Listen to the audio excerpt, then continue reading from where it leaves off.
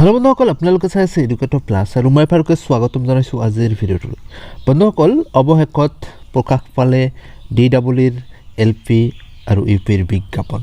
তো বন্ধুসকল, আজিৰ তাৰিখতে প্ৰকাশ পাইছে LP আৰু UPৰ বিজ্ঞাপন। ইয়াতে চাব 3887টা পোষ্টৰ এগেইনষ্টত LPত বিজ্ঞাপন ওলাইছে, যিটো পাৰ্মানেণ্ট পোষ্ট হ'ব DEEৰ ফালৰ পৰা।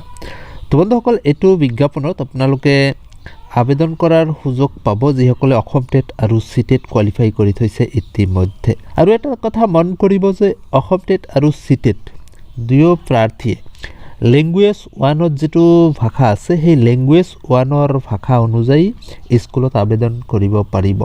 মানে লেংগুৱেজ 1ত যিটো লেংগুৱেজ আছে সেইটো মিডিয়ামৰ বিদ্যালয়ত তেখেতসকলে আবেদন কৰাৰ সুযোগ পাব।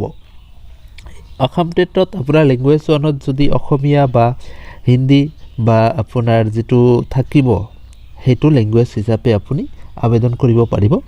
আৰু যদি CTET থাকে, আপোনাৰ CTETৰ যিটো লেংগুৱেজ 1 আছে তাতে যিটো লেংগুৱেজ থাকিব আপোনাৰ সেইটো মতে আপুনি আবেদন কৰিব পাৰিব সেইটো মিডিয়ামৰ বিদ্যালয়ত। ইয়াতে আপোনাৰ এজ লিমিট দিয়া হৈছে জেনেৰেলৰ 40, তাৰপিছত আপোনাৰ যিটো 42, 43, 45 এই যিটো আপোনাৰ ৰিজাৰ্ভেশ্যন কেটেগৰী আছে OBC, MOBC, SC, ST আৰু লগতে PWD। তো আপোনালোকে আবেদন কৰাৰ যিটো সময় পাব এডভাইজমেণ্টৰ এগেইনষ্টত 17 ফেব্ৰুৱাৰীৰ পৰা আপোনালোকে 1 মাৰ্চ অৰ্থাৎ মাৰ্চৰ 1 তাৰিখলৈকে আবেদন কৰাৰ সুযোগ পাব।